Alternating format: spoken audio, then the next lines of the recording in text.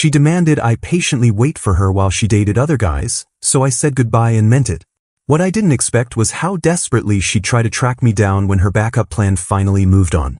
I'm Marcus, 28, and I work as an insurance adjuster in Tampa. Not the most exciting job, but it pays well and gives me the stability I've always valued. For 4 years, I thought I had built something solid with Chloe, a 26-year-old receptionist at a local veterinary clinic. We weren't the flashiest couple, but we had real plans together. Weekend trips to Clearwater Beach, saving up for a down payment on a house, talking about getting engaged after she finished her certification program. I liked our predictable rhythm, Sunday morning farmers markets where we'd sample honey and buy fresh flowers for our kitchen table, cooking dinner together during the week while she told me stories about the animals she'd helped that day, Netflix binges where we'd actually watch the shows instead of scrolling our phones. Chloe seemed happy with our life too, always talking about the little house with a yard she wanted for her future rescue dogs, how she loved that I remembered to DVR her veterinary shows, the way I'd bring her coffee on her early shifts when she had to open the clinic. She'd curl up against me during our evening walks around the neighborhood, pointing out houses she liked, discussing which ones had good potential for the dogs she wanted to foster someday. I was saving steadily for an engagement ring, had even started browsing jewelry stores during my lunch breaks, imagining the moment I'd propose on the beach where we'd had our first real conversation about the future we wanted to build together. Our relationship felt like a comfortable sweater, not flashy, but warm and reliable, the kind of thing you reach for when you want to feel safe. Then Sterling and Associates happened, and everything I thought I knew about the woman I loved started unraveling faster than a bad insurance claim. When Chloe landed a position at this high-end real estate firm that specialized in luxury waterfront properties, I was genuinely proud of her. She'd been stuck answering phones at the vet clinic for 3 years, dealing with anxious pet owners calling about their sick cats at 6 in the morning and barely making above minimum wage despite her natural talent for calming people down in crisis situations. This was her chance to use her people skills in a field that actually paid commissions, to finally earn the kind of money that would accelerate our savings goals and maybe let us take that honeymoon in Greece we'd been planning. I even helped her pick out her interview outfit, lending her money for professional headshots when she said it would help her land bigger clients, driving her to the office for her final interview because she was too nervous to trust herself behind the wheel. The changes started small but accelerated like a car rolling downhill. She traded her comfortable scrubs for tailored blazers that cost more than I spent on groceries in a month, suddenly needed professional makeup that required a separate budget line item, and began carrying herself differently, shoulders back, chin up, like she was practicing being someone more important. She started using phrases like market disruption and lifestyle curation in regular conversation, words that sounded rehearsed, like she was practicing for some test I didn't know about. Her phone buzzed constantly with work messages, even during our dinner dates, and she'd apologize while typing responses about showings and client needs, her attention split between me and this new world that seemed to demand all of her mental energy. At first, I thought it was just professional growth, the natural evolution of someone taking their career seriously for the first time in years. But within a month, everything felt different in ways I couldn't quite articulate. She'd come home from work energized in a way I'd never seen, talking about client dinners at restaurants I couldn't pronounce and team meetings that ran until 10 p.m., describing a workplace culture that sounded more like a social club than a real estate office. The woman who used to fall asleep watching Discovery Channel documentaries was suddenly too wired to settle down before midnight, scrolling through luxury property listings and industry newsletters until the early morning hours, muttering about market trends and investment opportunities I'd never heard her express interest in before. She started questioning things that had never been issues before, why we always went to the same restaurants instead of trying places that might expand our network, why I was content with my current position when there were obviously opportunities to climb higher, why we spent so many weekends at home instead of attending networking events where we could meet more successful people. "Don't you want more from life?" she asked one evening while I was grilling burgers on our apartment balcony, the same balcony where she used to say she felt luckiest watching the sunset with me and planning our future together. The question hit me wrong because it implied our life together wasn't enough, that 4 years of building something steady was somehow settling for less than we deserved. She began comparing our relationship to her new coworkers' lifestyles, mentioning how her team leader drove a Porsche and took spontaneous trips to Key West, how her colleague Sarah was dating 3 different guys and loving the excitement of keeping her options open, How everyone at Sterling seemed to be living these dynamic, adventure-filled lives that made our quiet evenings feel ordinary and small. I realized later that her new colleagues had been feeding her a completely different philosophy about relationships, success, and what young people should be doing with their lives, but at the time, I just felt confused about when contentment had become a character flaw, when stability had become synonymous with boring, when the future we'd planned together had started feeling like a prison she wanted to escape. The name Logan Pierce started appearing in Chloe's conversations like a song stuck on repeat, and I should have paid closer attention to the reverent way she said it. Logan was her team leader at Sterling & Associates, a 36-year-old divorced real estate mogul who drove a silver Porsche 911 and seemed to treat the Tampa luxury market like his personal playground. According to Chloe, Logan had closed over $15 million in sales the previous year, owned a waterfront condo in Hyde Park with floor-to-ceiling windows overlooking the bay, and maintained the kind of lifestyle that appeared effortless but probably cost more than I made in 2 years. What I didn't realize was that Logan Pierce was systematically dismantling my relationship from the inside out, one philosophical conversation at a time, using the kind of manipulation techniques that would make a cult leader proud. It started with innocent mentions during dinner, how Logan had shared insights about market timing during their team meeting, how he'd recommended a book about maximizing personal potential that everyone successful should read, how he'd explained that successful people think differently about commitment and opportunity than average folks do. Chloe would relay these conversations with the enthusiasm of someone who discovered a new religion, hanging on every word this man said like he was dispensing wisdom from Mount Sinai instead of real estate advice from a conference room. Logan says that people who commit too young often miss out on discovering their true potential. She mentioned one evening while we were folding laundry, a domestic task that suddenly seemed to bore her in ways it never had before. He thinks traditional relationships can be limiting if both people aren't growing at the same pace or pushing each other toward bigger goals. I looked up from matching socks, sensing something dangerous in the casual way she delivered this observation, like she was testing the waters to see how I'd react. What does that mean exactly? Just that maybe we're supposed to explore more before we settle down permanently. Logan dated around until he was 34, experiencing different types of connections and learning what he really needed in a partner, and he says it made him a much better husband when he finally got married. The fact that Logan's marriage had ended in an expensive divorce just 2 years later seemed completely lost on her, but I didn't point out that particular irony yet. Logan's influence grew stronger through months of after-work conversations and team dinners that stretched later and later into the evening, events that seemed to blur the line between professional development and social manipulation. Chloe would come home energized by discussions about personal growth, financial freedom, and what she called maximizing life experiences, concepts that sounded like self-help book titles rather than actual relationship advice. She started questioning whether people in their 20s should be making long-term commitments when there was so much world to explore, so many potential connections to discover, so many versions of themselves they hadn't tested yet in different relationship dynamics. Logan apparently had a well-developed theory that monogamy was an outdated social construct that prevented people from reaching their full potential, especially successful people who had more options than the average person and shouldn't limit themselves out of conventional thinking. Think about it. Chloe said one night after returning from what she called a strategic dinner with potential clients, though I noticed she'd been drinking wine and her lipstick was completely gone, replaced by what looked like nervous energy. Logan's weekend yacht parties include doctors, lawyers, entrepreneurs, people who are actually building something significant with their lives.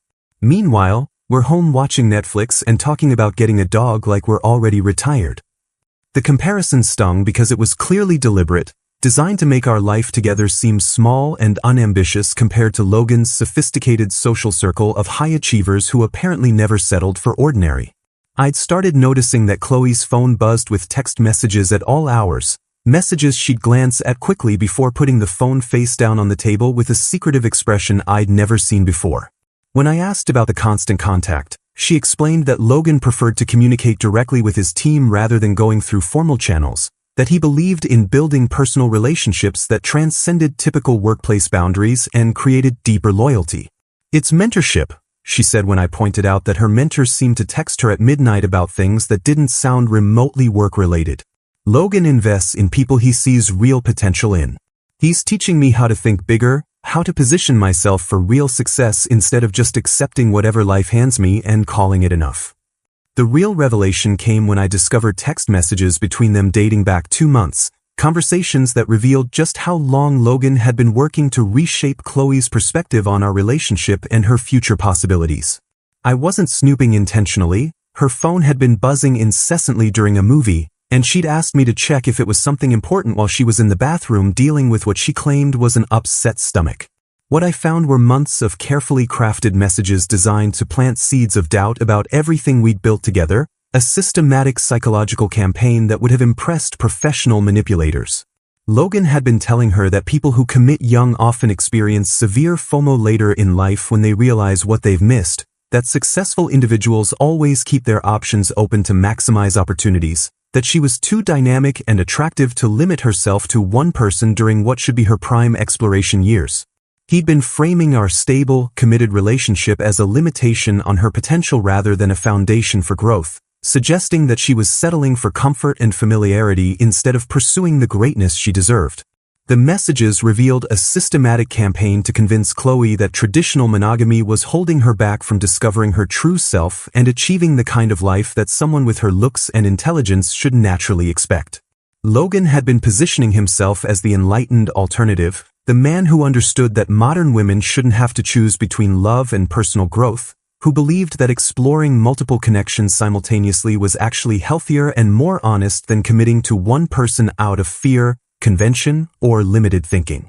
By the time I understood what was happening, Logan had already convinced Chloe that wanting exclusivity was a sign of insecurity and controlling behavior, that truly confident people didn't need to control their partner's choices, and that she owed it to herself to explore what else was possible before making any permanent decisions about a future that might be smaller than what she could achieve. After Chloe delivered her ultimatum about wanting to explore other connections, while keeping me as her safety net, I executed a complete digital erasure strategy that would have impressed a witness protection specialist. Within 12 hours of her telling me she needed me to patiently wait while she figured out what she really wanted, I had blocked her across every social media platform, changed my phone number, updated my relationship status on dating apps to single, and systematically removed every trace of our 4-year relationship from my online presence. I deleted hundreds of photos, untagged myself from her posts, and even changed my Netflix password since she'd been using my account to watch her reality TV shows. The panic began within hours as Chloe discovered she had no way to monitor my reaction, gauge my emotional state, or maintain the kind of contact that would let her control the narrative of our breakup. I found out later through mutual friends that she tried calling my old number repeatedly, getting increasingly frantic when she realized it had been disconnected, then frantically checking all my social media accounts only to discover she'd been completely blocked everywhere. She created fake Instagram accounts using variations of her name, had friends call my workplace claiming to be potential clients who needed to reach me urgently, and even visited my favorite coffee shop multiple times hoping for an accidental encounter that would give her a chance to explain herself or at least see how I was handling her decision. Her desperation escalated when she realized her backup plan had completely disappeared, leaving her with only Logan's attention and no guarantee that his interest would extend beyond the thrill of the chase. I learned through my coworker Dave, who was friends with Chloe's roommate Ashley, that she'd spent the first week after our breakup obsessively checking my social media through other people's accounts, trying to piece together clues about my mental state, my social activities, and whether I was already moving on with someone else. She'd apparently convinced herself that I would spend weeks or even months trying to win her back, that my devastation would be so complete and obvious that Logan would see her as someone worth fighting for, someone who inspired that kind of devotion in stable, dependable men. Instead, my complete digital silence was driving her crazy because she had no idea if I was falling apart, getting therapy, dating other people, or simply moving on with my life like our 4 years together had meant nothing significant. The fact that I wasn't begging, pleading, or even acknowledging her decision was apparently more disturbing to her than if I'd shown up at her workplace making dramatic scenes or sending long emotional texts about how much I needed her. She'd expected heartbreak, desperation, maybe even some kind of romantic gesture that would prove to Logan how much she was valued, but instead got complete indifference that made her question whether our relationship had ever meant as much to me as it had to her. Ashley reported that Chloe was staying up late scrolling through old photos of us, trying to analyze whether I'd ever really loved her or if I was just more emotionally detached than she'd realized, wondering if maybe Logan was right about her overestimating the significance of our connection. The silence was eating at her because it gave her no ammunition to use in conversations with Logan, no dramatic stories about a devastated ex-boyfriend who couldn't handle losing her, no evidence that she was the kind of woman men fought for rather than simply walked away from when she made herself unavailable. My complete disappearance from her life had turned her grand gesture of independence into a lonely reality where she was starting to realize that having options didn't automatically make you valuable to the people who actually mattered. Logan's interest in Chloe evaporated faster than morning dew once he realized she had blown up her stable relationship for him, and the transformation from confident mentor to dismissive player was both swift and brutal. What Logan had found attractive was the challenge of seducing someone who was supposedly committed to another man, the thrill of winning a competition he'd created in his own mind, but a single, available Chloe desperate for his validation held absolutely no appeal for someone who thrived on conquest rather than commitment. The first sign came when Chloe tried to define their relationship after our breakup, expecting the deeper connection he'd promised during all those late-night conversations about modern relationships and personal growth. "What are we doing here, Logan?" she asked during what she thought was a romantic dinner, only to watch his expression shift from charming to cold in the span of seconds. "We're having fun, Chloe. That's what this is about. Fun, exploration, keeping things light and exciting without all the heavy relationship drama."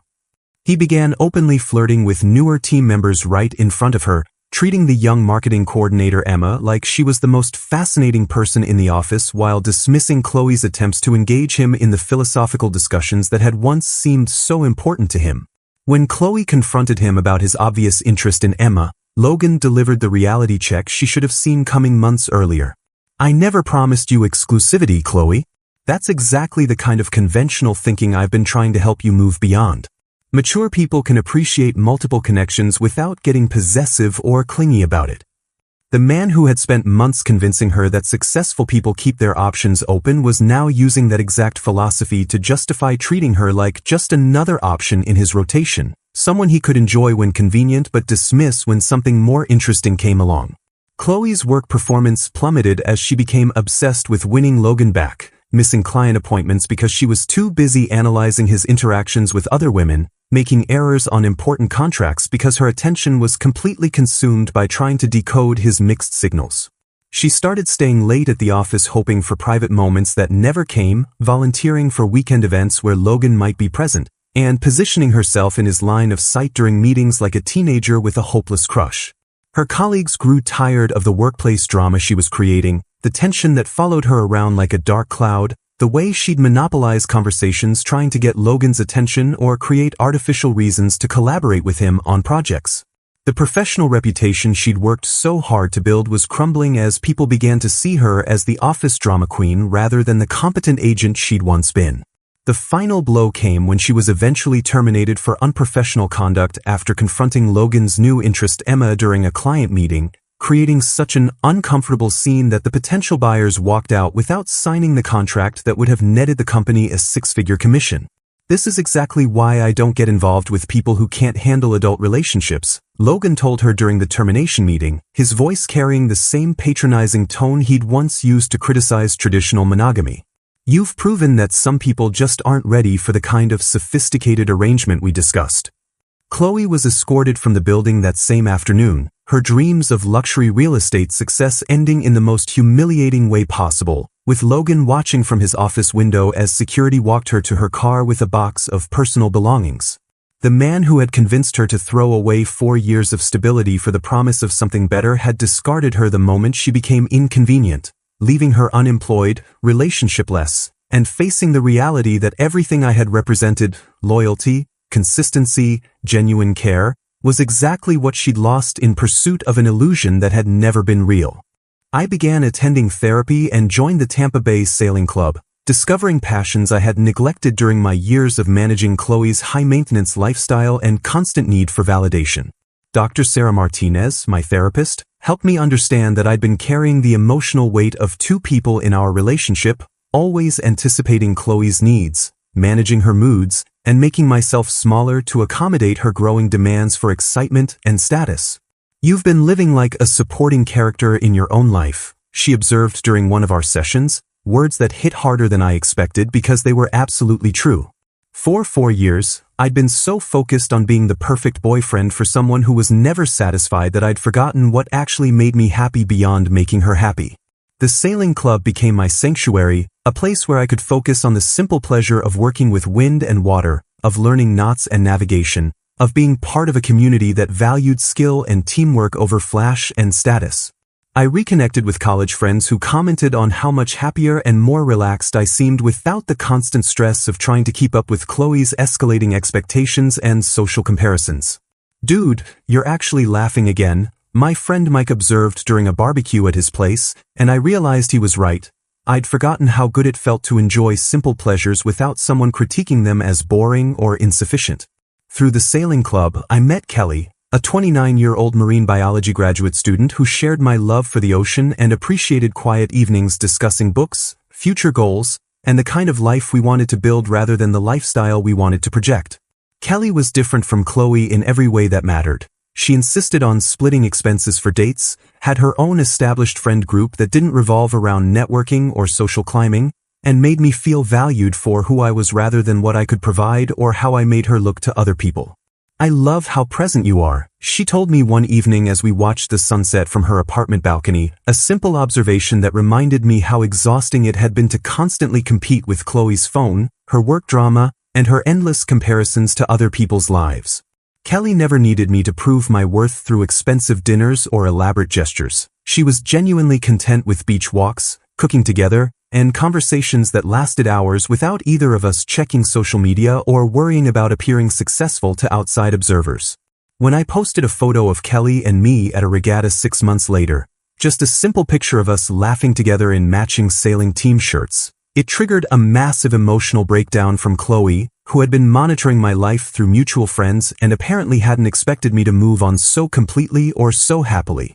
Ashley later told me that Chloe had spent an entire evening crying and calling me heartless for replacing her so easily, convinced that my ability to find happiness without her proved I'd never really loved her the way she thought I had. The irony wasn't lost on me that the woman who had wanted to explore her options while keeping me as a backup was devastated to discover I'd found someone who actually wanted to be with me, someone who saw our relationship as an opportunity to build something together rather than a safety net to fall back on when more exciting options didn't work out. Kelly and I started talking about moving in together, planning trips to marine research stations where she could pursue her doctorate work, discussing the kind of future that felt both ambitious and achievable because it was based on shared values rather than Instagram-worthy appearances. Chloe's attempts to regain contact became increasingly desperate and manipulative, escalating from casual social media stalking to behavior that genuinely concerned the people around her. She started showing up at my apartment complex, lurking in the parking lot hoping to catch me coming or going, sometimes sitting in her car for hours until other residents began to notice and feel uncomfortable about the strange woman who seemed to be surveilling the building. When direct confrontation failed, she switched tactics and began sending expensive gifts with handwritten letters. A $200 bottle of wine with a note about how it reminded her of our first anniversary, a leather portfolio for work with a card saying she'd always believed in my potential, flowers delivered to my office with messages about how sorry she was for not appreciating what we had. I returned everything unopened, but she persisted, apparently convinced that the right gesture would crack my resolve and remind me of what we'd once shared. Her behavior became more concerning when she started contacting my family members with fabricated stories about being worried about my mental health, calling my mother to express concern that I was isolating myself and might be having a breakdown that required intervention from people who cared about me. "Marcus seems so different," she told my mom during a phone call that left my mother confused and worried. "He won't talk to any of his old friends, and I'm scared he might be struggling with depression or something worse. I just think someone should check on him." The manipulation was sophisticated and calculated. She knew my mother would be alarmed by suggestions that I was suffering emotionally, and she positioned herself as the concerned ex-girlfriend who only wanted what was best for me despite our breakup. When my mother called me in a panic, asking if I was okay and suggesting I might benefit from talking to someone professional, I had to explain the real situation and assure her that I was actually happier and healthier than I'd been in years. The most disturbing escalation came when Chloe began posting cryptic messages on social media that seemed designed to suggest she was having thoughts of self-harm, status updates about feeling abandoned, and questioning whether life was worth living when the people you love most can just walk away without looking back. Some people can just turn off their feelings like a light switch, she posted on Instagram alongside a black and white photo of herself looking distressed. I guess I'm not built that way. Maybe caring too much is my biggest flaw. Instead of falling for the emotional blackmail and breaking my no-contact boundary to rescue her, I took screenshots of the concerning posts and contacted Chloe's parents directly, explaining the situation and my worry that she might be using threats of self-harm to manipulate me into responding to her attempts at contact. Her parents immediately had her evaluated by mental health professionals, and the manipulative social media posts disappeared within 48 hours, though she remained furious that I had involved crisis intervention services rather than rushing to her side like the devoted ex-boyfriend she'd expected me to be. The professional evaluation revealed what I'd suspected. Her threats were manipulative rather than genuine, designed to create a crisis that would force me to break my silence and engage with her emotionally, but the intervention had the opposite effect of what she'd hoped. Instead of proving that I still cared enough to be worried about her well-being, my response demonstrated that I cared enough to get her proper help while maintaining the boundaries that protected both of us from further drama. A year later at our mutual friend Dave's beach wedding in Clearwater, Chloe appeared with an obvious fake boyfriend named Trevor, a nervous man who she claimed was a successful tech entrepreneur, but who clearly had no idea what he was supposed to be selling. I spotted them during the cocktail hour, Chloe overdressed in a designer dress that probably cost more than her unemployment benefits, clinging to this poor guy's arm while shooting glances in my direction to see if I was watching her grand performance. Trevor looked deeply uncomfortable, constantly checking his phone and fidgeting with his tie like he'd rather be anywhere else, while Chloe kept making loud comments about their upcoming trip to Napa Valley and his latest business acquisition that sounded suspiciously vague and rehearsed. Trevor just closed a major deal with a Fortune 500 company, she announced to anyone within earshot, while Trevor's face showed the panic of someone who'd been given a script he couldn't remember. During a quiet moment when Kelly was chatting with the bride's family, Chloe approached me alone, her fake confidence crumbling the moment she was away from her hired audience. "Marcus, can we talk for a minute?" she asked, her voice smaller than I'd heard it in years, the bravado she'd been performing all evening completely gone. "I need to tell you something." I followed her to a quieter section of the beach, curious about what confession was coming but already knowing it wouldn't change anything between us. "Trevor isn't my boyfriend," she admitted, tears starting to flow as the weight of her deception became too much to maintain.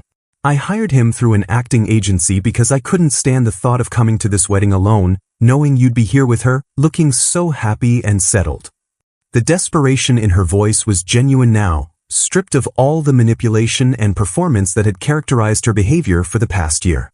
"I thought if you saw me with someone successful, someone who seemed like he could give me the lifestyle I thought I wanted, maybe you'd realize what you'd lost and fight for me."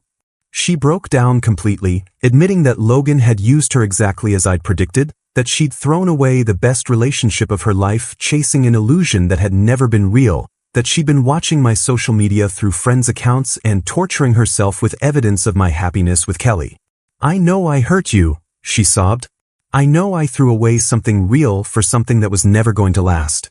But I was stupid and scared, and I thought I deserved more than what we had, and now I see that what we had was everything I actually needed." I remained compassionate but firm in my boundaries, offering her a tissue but not the reconciliation she was hoping for. "I'm sorry you're struggling, Chloe, but you made your choice and I've made mine. You can't undo 4 years of growth and healing because you realize the grass wasn't greener." Kelly appeared beside me then, handling the awkward situation with remarkable grace and maturity, even offering Chloe genuine sympathy for her obvious pain without feeling threatened or territorial. "I hope you find what you're looking for," Kelly told her kindly, taking my hand as we walked back toward the reception where our friends were celebrating love that was real, committed, and built on mutual respect rather than manipulation and regret. The story concluded 6 months later with Kelly and my engagement announcement, a simple post about our plans to build a life together, which prompted Chloe's final bitter text message expressing disbelief that I had moved on so easily from our 4 years together, completely missing the irony that she was the one who had moved on first, only to discover that moving on and moving up weren't the same thing.